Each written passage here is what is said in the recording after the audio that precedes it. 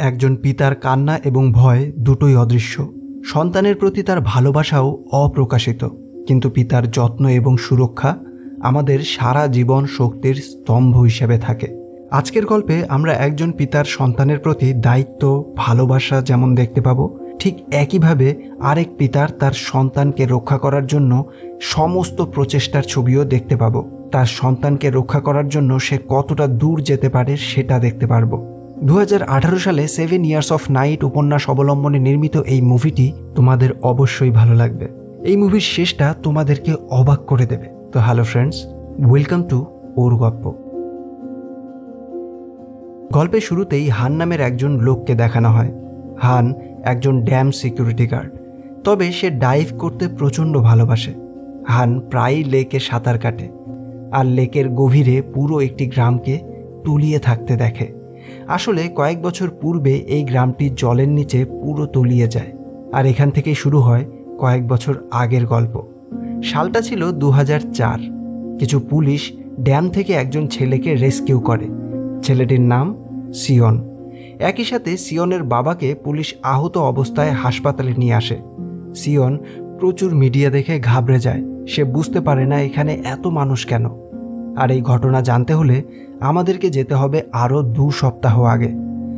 2 সপ্তাহের আগে সিয়ন তার মায়ের সাথে একটি অ্যাপার্টমেন্ট দেখতে আসে। সিয়ন নতুন অ্যাপার্টমেন্ট দেখে দারুণ খুশি হয়।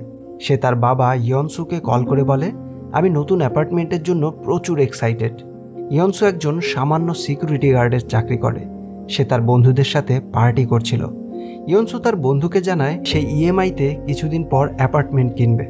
আপাতত তারা এক রিলেটিভের বাড়িতে থাকবে। তারপর ইয়নসু কার ড্রাইভ করে বাড়ি আসতে থাকে। অন্যদিকে একই রাস্তায় একজন ডক্টরকে ড্রাইভ করতে দেখানো হয়। তার নাম ডক্টর ওহো। ডক্টর ওহো এবং তার ওয়াইফ হানসুর মধ্যে ডিভোর্সের কেস চলছে। ডক্টর ওহোকে তার ওয়াইফ হানসু ডিভোর্স দিতে চায়, কারণ সে ভীষণ রাগী এবং বদমেজাজি লোক। ওহো তার লয়ারকে কল করে জানায়, আমরা 10 বছর যাবৎ হাজব্যান্ড ওয়াইফ। আমি কোর্টের নির্দেশ মানি না। আমি হানসুকে কখনো ডিভোর্স দেব না। সে যখন তার লয়ারের সাথে কথা বলছিল, তখনই তার গাড়ির পেছনে ছিল ইয়নসু। ইয়নসু বারবার হর্ন দিতে থাকলেও ডক্টর ওহো তাকে কোনো সাইড দেয় না। ইয়নসু একটু রেগেই যায়, কারণ ডক্টর ওহো ইচ্ছে করেই তাকে সাইড না দিয়ে বারবার তার রাস্তাটা আটকে দিচ্ছে। ফাইনালি ডক্টর ওহো তাকে সাইড দিয়ে দেয়। ইয়নসু তাকে ওভারটেক করতেই চায়, তবে তখনই ডক্টর ওহো আবার স্পিড বাড়িয়ে তাকে ওভারটেক করে চলে যায়। এরপর ডক্টর ওহো বাড়িতে আসে। সেরিয়ং নামে তার একটা মেয়ে রয়েছে। সেরিয়ং তার বাবাকে ভীষণ ভয় পায়, তাই তার বাবার গাড়ির আওয়াজ শুনতে পেয়েই নিজের রুমে লুকিয়ে পড়ে। ডক্টর ওহো তার রুমে এসে দেখতে পায় হানসুর কিছু জিনিস সেরিয়ং ব্যবহার করছে। এতে সে রেগে যায়। ডক্টর ওহো তার মেয়েকে জিজ্ঞেস করে সে তার মায়ের সাথে কথা বলেছিল কিনা। সেরিয়ং চুপ করে থাকে। ডক্টর ওহো তখন তার মেয়েকে বেল্ট দিয়ে মারধর করতে থাকে। বাড়ির সিকিউরিটি গার্ড সেরিয়ংয়ের কান্নার শব্দ শুনতে পাচ্ছিল, কিন্তু কেউ সেরিয়ংকে কোনো রকম সাহায্য করে না। তখন সেরিয়ংয়ের মা হানসু কল করলে ডক্টর ওহো তার ওয়াইফের সাথে কথা বলে। সে হানসুকে ফোনে থ্রেট দিতে থাকে, আর তখনই সেরিয়ং জ্বলন্ত মোমবাতি তার বাবার মুখে ছুঁড়ে মারে আর জানলা দিয়ে বাড়ি থেকে পালিয়ে যায়। ডক্টর ওহো তখনই সেরিয়ংকে খুঁজতে বের হয়। সেরিয়ং বাড়ির পাশেই একটা জঙ্গলে লুকিয়ে থাকে। সে তার বাবাকে সেখানে আসতে দেখে আবার পালাতে শুরু করে। সেরিয়ং কোনো উপায় না পেয়ে পাশেই হানের বাড়িতে সাহায্যের জন্য আসে, কিন্তু হান বাড়িতে না থাকায় কেউ দরজা খোলে না। এই কারণেই সেরিয়ং সেখান থেকে আবার পালাতে থাকে। এদিকে ইয়নসু ভাড়া নেওয়ার জন্য হানের বাড়িটাই দেখতে আসছিল। সেরিয়ং তার বাবাকে দেখে ভয়ে মাঝ রাস্তায় দৌড়তে থাকে, আর তখনই ইয়নসুর গাড়ির সাথে ধাক্কা লেগে যায় তার। ইয়নসু বুঝতে পারে না সে একজন বাচ্চা মেয়েকে কি করে মেরে ফেলল। সে গাড়ি থেকে নেমে সাথে সাথে সেরিয়ংকে বাঁচাতে আসে, কিন্তু এসে দেখতে পায় মেয়েটি মারা গেছে। ইয়নসু বুঝতে পারে না সে কি করবে। কোনো উপায় না পেয়ে ইয়নসু নিজেকে বাঁচাতে সেরিয়ংয়ের বডিটা পাহাড়ের ওপর থেকে সেই লেকের জলে ফেলে দেয়। এরপর অনেক বছর কেটে গেছে। বর্তমানে ইয়নসু জেলে রয়েছে। সে তার ছেলে সিয়নের সাথে দেখা করতে চায়, কিন্তু সিয়ন জানায় সে তার বাবার সাথে কোনো দিন দেখা করবে না, কারণ এতদিন সিয়ন দেখা করতে চাইলেও ইয়নসু তার সাথে দেখা করেনি। সিয়নকে এখন দেখাশোনা করছে হান। যখন ইয়নসু অ্যারেস্ট হয় তখনই সিয়নকে ছেড়ে তার মা চলে যায়। হান তাই জন্যই সে সিয়নকে তার কাছে রেখেই লালন পালন করেছে। হান ইয়নসুর কাছে এসে জানায় সিয়ন তার সাথে দেখা করতে চায় না, সে এখন ডাইভিং ট্রেনিং করছে। হান আরও বলে সিয়ন ডাইভিং আমার থেকে ভালো করছে। ইয়নসু জানতে চায় সিয়নের স্কুল কেমন যাচ্ছে। তখন হান বলে এত কিছু হওয়ার পর সে কি করে স্কুলে যেতে পারে? স্কুলে সবাই তাকে খুনের ছেলে বলে, বুলি করে। এই সব থেকে বাঁচতে সে একের পর এক স্কুল চেঞ্জ করেছে, তবে এই বুলি তার পিছু ছাড়েনি। ইয়নসু এইসব কথা শুনে আরও কষ্ট পায়। সে হানকে বলে খুব শীঘ্রই আমাকে মৃত্যুদণ্ড দেবে, আমি সিয়নের সাথে একবার দেখা করতে চাই। সিয়ন তার বাবার মৃত্যুদণ্ডের কথা শুনে দেখা করতে আসে। সিয়ন এর আগে অনেকবার তার বাবার সাথে দেখা করতে এসেছিল, কিন্তু ইয়নসু তার ছেলের সামনে আসতে লজ্জা বোধ করত। সেই জন্যই বারবার সিয়নকে দেখা না করে ফিরে যেতে হয়েছে। আর আজ বহু বছর পর সিয়ন তার বাবাকে সামনাসামনি দেখে। আর ফাইনালি ইয়নসু তার ছেলেকে সেদিনের পুরো ঘটনা বলতে শুরু করে। ওই দিন সেরিয়ং নিখোঁজ হওয়ার পর তার বাবা পুলিশের কাছে মিসিং রিপোর্ট করে। পুলিশ সব জায়গায় সেরিয়ংকে খুঁজতে শুরু করে। ইয়নসু সেরিয়ংকে লেকে ফেলে দেওয়ার পর কার রিপেয়ার করতে আসে, কারণ সেরিয়ংয়ের সাথে ধাক্কা লাগার চিহ্ন তার গাড়িতে রয়ে গেছিল। তখন ইয়নসু তার কাজের জন্য ভীষণ অনুতপ্ত হয়ে কান্না করতে থাকে। বাড়ি ফিরলে ইয়নসুর ওয়াইফ জানতে চায় সে এত সময় কোথায় ছিল, হানের বাড়িটা দেখে এসেছে কিনা। ইয়নসু চুপ করে থাকে, তবে তার ওয়াইফ বারবার তাকে একই কথা জিজ্ঞেস করতে থাকে। আর ইয়নসু এতে রেগে গিয়ে হঠাৎই তার ওয়াইফকে এটা সিয়ন দেখতে পায়। সিয়নকে দেখে ইয়নসু তার ছোটবেলার কথা মনে করে। তার বাবা ঠিক একইভাবে ড্রিঙ্ক করে এসে তারই সামনে তার মাকে মারধর করত। তখন ইয়নসু নিজের মধ্যে তার বাবার প্রতিচ্ছবি দেখতে পায়, যেটা সে কখনোই দেখতে চায়নি। পরের দিন সিয়ন গাড়ি থেকে ড্যামটিকে দেখে অনেক আনন্দিত হয়। এদিকে পুলিশ হানকে জিজ্ঞেস করে সে কি সেরিয়ংয়ের ব্যাপারে কিছু জানে। তখন হান বলে আপনাকে কি ডক্টর ওহো ইন্টারোগেট করতে পাঠিয়েছে? ডক্টর ওহো মনে করে আমি তার 12 বছরের মেয়ের দিকে কুনজর দেই, আর এই জন্যই তিনি আমাকে জেলে পাঠিয়েছিলেন, আর জেলে আমাকে একদিন কাটাতে হয়েছে। তখনই সেখানে ইয়নসু আসে। পুলিশ জানায় কিছুদিন আগে একটি বাচ্চা মেয়ে মিসিং হয়েছে, নিশ্চয়ই মেয়েটি তার মায়ের কাছে গেছে। হান ইয়নসুকে নিয়ে ড্যামের কাছে আসে। ইয়নসু সেরিয়ংয়ের মিসিংয়ের ব্যাপারে জানতে চায়। হান বলে সেরিয়ংয়ের বাবা একজন ডেন্টিস্ট, তার একটা ক্লিনিক রয়েছে। এই গ্রামের প্রায় অর্ধেক জমি তার, তাই তাকে এই গ্রামের সবাই চেনে। সে এই গ্রামের একজন প্রভাবশালী লোক। অন্যদিকে সিয়ন খেলতে গিয়ে সেরিয়ংয়ের মিসিং রিপোর্টের পোস্টার দেখতে পায়। পরদিন ইনভেস্টিগেশন টিম ওই লেকটাতে সেরিয়ংকে খুঁজতে শুরু করে। ইয়নসু পুলিশকে লেকে সেরিয়ংকে খুঁজতে দেখে ভয় পেতে থাকে, কারণ সে সেরিয়ংয়ের বডিটাকে ওই লেকেই ফেলেছে। তখনই ওই টিম লেক থেকে সেরিয়ংয়ের ডেড বডিটা খুঁজে পায়। ডক্টর ওহো নিজের মেয়ের ডেড বডি দেখতে পেয়ে ভেঙে পড়ে। পুলিশ ইনভেস্টিগেশন করতে শুরু করে সেরিয়ংকে কে মার্ডার করেছে। তখনই তারা সিসিটিভি চেক করে একটা গাড়ি দেখতে পায়। টিম গাড়িটিকে আরও অ্যানালাইসিস করতে বলে। ডক্টর ওহো জানতে চায় সেরিয়ংয়ের সাথে কি হয়েছিল। পুলিশ সঠিক কোনো তথ্য দিতে পারে না, কারণ তখন ওর প্রাথমিক তদন্ত চলছিল। ইয়নসু ভয় পেতে শুরু করে, হয়তো তাকে পুলিশ ধরে ফেলবে। সে ডিপ্রেসড হয়ে পড়ে। রাতে ড্যামের কাছে এসে জোরে জোরে চিৎকার করতে থাকে, কান্না করতে থাকে। পরদিন সেরিয়ংয়ের আত্মার শান্তির জন্য তার গ্র্যান্ডপা এবং গ্র্যান্ডমা প্রার্থনা করে। এদিকে সেরিয়ংয়ের পোস্টমর্টম রিপোর্টটাও চলে এসেছে। পুলিশ ডক্টর ওহোকে জানায় সেরিয়ংয়ের অ্যাক্সিডেন্ট হলেও তার মৃত্যুর কারণটা অ্যাক্সিডেন্ট ছিল না, তার মৃত্যুর কারণ ছিল শ্বাসরুদ্ধ হওয়া। খুনি সেরিয়ংকে শ্বাসরুদ্ধ করে মেরেছে, সেটা ইয়নসু পুলিশ স্টেশন থেকে শুনতে পায়। তখনই ইয়নসু দেখতে পায় একজন তান্ত্রিক সিয়নের হাত ধরে কিছু বলছে। তান্ত্রিক মনে করে সেরিয়ংকে সিয়ন আগে থেকে চিনত, কিন্তু সিয়ন সেটা অস্বীকার করে। তখন ইয়নসু এসে তান্ত্রিককে সিয়নের থেকে দূরে থাকতে বলে। সেখানে সে তান্ত্রিকের সাথে ঝামেলা করে আর সিয়নকে নিয়ে সেখান থেকে চলে আসে। সিয়ন তার বাবাকে বলে, বাবা, আমি সেই মেয়েটিকে সেদিন দেখেছিলাম। পুলিশ তাকে লেক থেকে তুলছিল, সে খুবই ভয়ঙ্কর ছিল, তার চোখ দুটো যেন আমাকেই দেখছিল। আর এরপর থেকে প্রতি রাতে সে আমাকে খুঁজতে আসে। আমি তাকে বলতে চাই এখানে যেন না আসে, কিন্তু বলতে পারি না।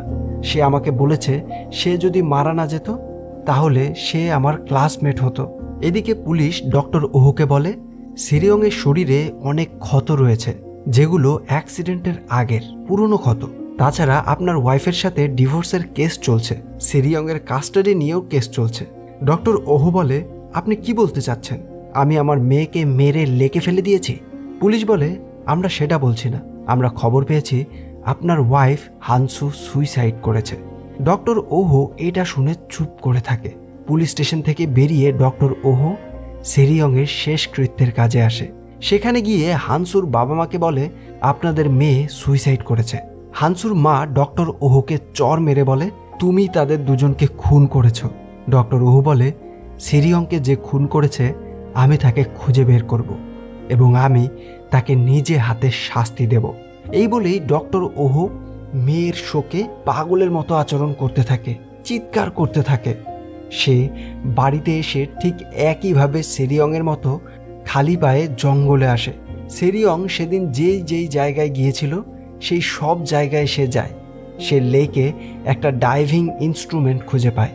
তখন সেই ইয়নসুকে দূর থেকে জোরে জোরে চিৎকার করতে শোনে। ডক্টর ওহো হানকে সন্দেহ করে, তাই জন্যই সে পুলিশকে হানের ব্যাপারে খোঁজ নিতে বলে। এদিকে ইয়নসু তার ওয়াইফের সাথে ঝগড়া করে বাড়ি থেকে বের হয়ে যায়। রাস্তায় তার সাথে ডক্টর ওহোর দেখা হয়। ইয়নসু ডক্টর ওহোকে দেখে ভয় পেয়ে যায় আর ডক্টর ওহো হানের বাড়িতে আসে। সে জানতে চায় সেদিন তার ড্রাইভিং ইনস্ট্রুমেন্ট লেকে কি করছিল। হান বলে, আমি একজন ডাইভিং ইনস্ট্রাক্টর, সেদিন আমি লেকে ডাইভ করতেই গিয়েছিলাম। হান বলে, আপনি এবার কি অ্যালিগেশন নিয়ে এখানে এসেছেন? লাস্ট টাইম আপনি আমার চরিত্র নিয়ে কথা বলেছিলেন, কিন্তু আমি আপনাকে আজ বলছি, সেদিন সেরিয়ং আমার বাড়িতে সাহায্যের জন্য এসেছিল। সে আমাকে বারবার ডাকছিল, কিন্তু আমি দরজার পাশে লুকিয়েছিলাম, কারণ আমি চাইনি আবার আপনি আমার চরিত্র নিয়ে কথা বলুন। আমি সেদিন দরজা খুলে দিলে সেরিয়ং জীবিত থাকত। ডক্টর ওহো সব শুনে স্তব্ধ হয়ে যায়। তার ভয়ে তার মেয়ে এখানে এসেছিল। সেদিন যদি সে তার মেয়ের পিছু না করত, তাহলে হয়তো তার মেয়ে হানের বাড়ির সামনেই থেকে যেত আর সে বেঁচে যেত। এই ভেবেই সে আরও শোকাহত হয়। আর এরপর সে পুলিশের কাছে সেদিনের রাস্তার সবগুলো গাড়ির নাম্বার প্লেট চায়। এদিকে ইয়নসু প্রায় রাতে ভুল স্বপ্ন দেখে চিৎকার করতে থাকে। ডক্টর ওহো তাকে এবার সামনাসামনি চিৎকার করতে দেখে কিছু একটা সন্দেহ করে। এই জন্যই সেই ইয়নসুর গাড়ির নাম্বার প্লেটের ছবিটা তুলে নেয়। এরপর চেক করে এই গাড়িটা সেদিন ওই রাস্তায় চলাফেরা করেছিল কিনা। দেখতে পায় ইয়নসু সেদিন সেই রাস্তা দিয়েই গিয়েছিল। এর পরের দিনই সিয়ন সেরিয়ংয়ের মিসিং পোস্টারে একটা ফুল দিয়ে যায়। ডক্টর ওহো তার গার্ডকে দিয়ে একটি যন্ত্র বানিয়ে আনে। আসলে সে একটা স্পাইক ট্র্যাপ বানিয়ে আনে। অন্যদিকে মাঝরাতে ইয়নসু স্বপ্ন দেখে আবার বাড়ি থেকে বের হলে সিয়ন সেটা দেখতে পেয়ে হানের কাছে আসে। সে হানের কাছে জানতে চায় তার বাবা এমন অদ্ভুত আচরণ কেন করছে। হান বলে, তোমার বাবা একটা দুঃস্বপ্ন দেখছে, তাই জন্যই সে এমন আচরণ করছে। ইয়নসু স্বপ্নে এবার তার বাবাকে দেখতে পায়, আর তখনই তার পা ডক্টর ওহোর রাখা ওই স্পাইক ট্র্যাপে আটকে যায়। ডক্টর ওহো আগে থেকেই জানতো ইয়নসু জঙ্গলে আসবে, তাই সে ফন্দি করে রেখেছিল। ইয়নসু কষ্টে জোরে জোরে চিৎকার করতে থাকে। তার চিৎকার শুনে হান আর সিয়ন ছুটে আসে তাকে সাহায্য করতে। তারা ইয়নসুকে হাসপাতালে নিয়ে আসে। ইয়নসু হানকে বলে, তুমি আমাকে কেন কিছু জিজ্ঞেস করো না? আমি কিছুদিন ধরে রাতে অদ্ভুত আচরণ করছি, বাড়ি থেকে বেরিয়ে যাচ্ছি, চিৎকার করছি, তবুও কেন জিজ্ঞেস করো না আমাকে কিছু? এরপরে ইয়নসু নিজে থেকেই বলতে শুরু করে, আমার বাবা একজন সৈনিক ছিলেন। তিনি ভিয়েতনাম যুদ্ধে একটা হাত হারিয়েছিলেন, তাই জন্যই বাড়িতে সব সময় মদ্যপান করে মার সাথে ঝগড়া করতেন এবং মাকে মারধর করতেন। একদিন মা এই সব কিছু সহ্য করতে না পেরে সুসাইড করে নেয়। আমাদের গ্রামে একটি পুরনো কুয়া ছিল, আর সেই কুয়াতে কারো জিনিস ফেলে দিয়ে তার ক্ষতি কামনা করলে সেটা সত্য হতো। আর এই জন্যই আমি আমার বাবার জুতো কুয়োতে ফেলে তার মৃত্যু কামনা করি। আর এর কিছুদিন পরেই সেই কুয়াতেই বাবাকে মৃত দেখতে পাই। আমার ধারণা বাবার মৃত্যু আমার জন্যই হয়েছিল। আমি আমার বাবাকে খুব ঘৃণা করতাম, কিন্তু আমি তারই মতো হয়ে যাচ্ছি। মদ্যপান করে সিয়নের সামনে তার মাকে মারধর করি। আমি চাই না সিয়ন আমার মতো হোক। তখনই সেখানে সিয়নের মা এসে জানায় তাদের বাড়িতে পুলিশ এসেছিল। সিয়নের মা জানতে চায় সেই দিন সে কোথায় ছিল। ইয়নসু চুপ করে থাকে। ডক্টর ওহো পুলিশের কাছ থেকে জানতে পারে ইয়নসু পুলিশকে টাকা দিয়েছিল, তবে এখন সে আত্মসমর্পণ করতে চাইছে। তাই সে একদম নিশ্চিত হয় যে সেরিয়ংয়ের খুনের সাথে ইয়নসুই জড়িত আছে। ডক্টর ওহো এটা মানতে পারছিল না যে ইয়নসু এত সহজেই আত্মসমর্পণ করছে। সে একই রকম কষ্ট ইয়নসুকে দিতে চাচ্ছিল। এই জন্যই সে ইয়নসুকে কিডন্যাপ করে ওই ড্যামে নিয়ে আসে। ইয়নসু ডক্টর ওহের কাছে ক্ষমা চায়। ডক্টর ওহো কিছু না বলে ইয়নসুকে মারধর করতে থাকে। সে ড্যামের সমস্ত গেট পুরোপুরি বন্ধ করে দেয়। আর এরপর ইয়নসুকে একটা সিসিটিভি ফুটেজ দেখিয়ে বলে, আমি তোমার ছেলেকে যেখানে রেখেছি কিছুক্ষণের মধ্যেই সেই স্থানটি জল দিয়ে পূর্ণ হয়ে যাবে। ইয়নসু নিজের ছেলেকে বাঁচাতে ডক্টর ওহোকে বলতে থাকে, আমার ছেলে নিরপরাধ, তাকে বাঁচতে দাও, আমাকে মেরে ফেলো, আমি সেরিয়ংকে মেরেছি। ইয়নসু কান্না করে বলতে থাকে, আমার ছেলেকে এই সব থেকে দূরে রাখো। ডক্টর ওহো রেগে গিয়ে ইয়নসুকে মারতে থাকে আর জানতে চায় সে কেন সেরিয়ংকে মেরেছিল। ইয়নসু ভয় পেয়ে বলে, সেদিন সে হঠাৎই আমার গাড়ির সামনে চলে এসেছিল। কুয়াশার কারণে আমি তাকে দেখতে পাইনি। তাছাড়া আমি ড্রাঙ্ক ছিলাম। আমি বিশ্বাস করতে পারছিলাম না যে আমি কাউকে খুন করেছি। আমি তাকে চেক করতে যাই, তবে তখনই তার সেলফোনটি বেজে ওঠে আর সাথে সাথেই সে চোখ খুলে ফেলে আর আমার কানে ফিসফিস করে বলে, আমি তাকে মারতে চাইনি, আমি শুধু সেলফোনের রিং বন্ধ হওয়া পর্যন্ত তার মুখটা চেপে ধরেছিলাম। আমি ভয় পেয়ে গেছিলাম। তার বলা কথাটা এখনও আমার কানে বাজে। ডক্টর ওহো বারবার তার কাছে জানতে চায় তার মেয়ের শেষ কথাটা কি ছিল। তবে ইয়নসু তখনই দেখতে পায় আস্তে আস্তে জল সেই স্থানে প্রবেশ করছে। তাই সে ডক্টর ওহোকে ধাক্কা দিয়ে ফেলে সিয়নকে বাঁচানোর চেষ্টা করে। ইয়নসু ড্যামের গেট খুলে দিতে ড্যামের কাছে আসে। তখনই হান তাকে কল করলে ইয়নসু বলে, তোমাকে সিয়নের সাহায্য করতে হবে, তাকে বাঁচাও, আমি সিয়নকে বাঁচাতে ড্যাম খুলে দিচ্ছি। হান বলে, তুমি ড্যাম খুলে দিলে পুরো গ্রাম জলের নিচে তলিয়ে যাবে, এটা করো না। ইয়নসু তার কথা শোনে না। সে গেট খুলতে যাবে, তবে তখনই ডক্টর ওহো সেখানে চলে আসে। সে চাবিটাকে ভেঙে ফেলে ইয়নসুকে আবার মারতে থাকে। বারবার জিজ্ঞেস করতে থাকে সেরিয়ংয়ের বলা সেই শেষ কথাটা কি ছিল। তখনই ইয়নসু তাকে বলে, সেরিয়ং বলেছিল, বাবা, আই এম সরি, আমাকে ক্ষমা করে দাও, আমি তোমাকে অনেক ভালোবাসি। তার মুখে এটা শুনে ডক্টর ওহো যেন একদমই ভেঙে পড়ে। সে তার মেয়ের ওপর কত অত্যাচারী না করেছে, তার মেয়েকে সাজা দেওয়ার নামে কত মারধরি না করেছে। আর সেই মেয়ে ভয় পেয়ে পালিয়ে গেলেও মৃত্যুর আগে পর্যন্ত তার বাবার কাছে ক্ষমাই চেয়ে গেছে। এই কথা শুনে ডক্টর ওহো পুরোপুরি ভেঙে পড়ে। সে চিৎকার করে কান্না করতে থাকে আর ইয়নসুকে বেধড়ক মারতে থাকে। তাকে মারতে থাকে ফুলের মতো নিষ্পাপ এমন বাচ্চাটাকে এভাবে মেরে ফেলার জন্য। তাদের দুজনের মধ্যে অনেক মারধর হয়। ইয়নসু প্রায় আধমরা অবস্থায় ডক্টর ওহোকে ড্যাম থেকে লেকে ফেলে দেয়। এদিকে সিয়ন লেকের জলে প্রায় ডুবেই যাচ্ছিল। ইয়নসু কান্না করে সেরিয়ংয়ের কাছে ক্ষমা চাইতে থাকে। সে দরজাটা কোনোভাবেই খুলতে পারছিল না। অনেক চেষ্টা করেও সে প্রত্যেকবার ব্যর্থ হয়। তবে তার ছেলেকে বাঁচাতে হবে, এই একটা চিন্তা তাকে যেন আজ পৃথিবীর সমস্ত শক্তি জুগিয়ে দেয়। তার দু হাত এক মুঠো করে সে বারবার সেই দরজার লকে আঘাত করতে থাকে। নিজের হাতকে রক্তাক্ত করে বারবার লক ভাঙার চেষ্টা করছিল। নিজের কষ্টের থেকে তার ছেলের জীবন বাঁচানো বেশি গুরুত্বপূর্ণ হয়ে পড়ে। আর শেষমেশে সে তার লকটা খুলতে সক্ষম হয় আর এক এক করে ড্যামের প্রতিটা দরজা খুলে দেয়। হান নৌকা নিয়ে সিয়নকে বাঁচাতে আসে। সে সিয়নকে রেস্কিউ করে, কিন্তু ইয়নসু নিজের ছেলেকে বাঁচাতে ড্যামের সমস্ত গেট ওপেন করে দিয়ে পুরো জলটাই ছেড়ে দেয়। আর এতেই লেকের সমস্ত জল সেই পুরো গ্রামটাকে ধ্বংস করে দেয়। এরপরেই সে পুলিশের কাছে আত্মসমর্পণ করে। আর এই জন্যই লেক থেকে উদ্ধার হওয়ার পর সিয়ন যখন পুলিশের সাথে যাচ্ছিল তখন সেখানে সে এত মিডিয়ার লোক দেখেছিল। ইয়নসু এতক্ষণ ধরে তার ছেলেকে এই সমস্ত গল্প বলছিল। সে সিয়নকে বলে, আমি এমন একটা পাপ করেছি যেটার কোনো ক্ষমা হয় না, আমি অনেক মানুষকে মেরে ফেলেছিলাম। সিয়ন চুপ করে থাকে। ইয়নসু আরও বলে, ডক্টর ওহো আমার সাথে দেখা করতে এসেছিল। সে চায় আমিও যেন তার মতো সাফার করি। সে চায় তুমিও যেন আমার চোখের সামনে মারা যাও, যেমনটা 7 বছর আগে ঘটেছিল।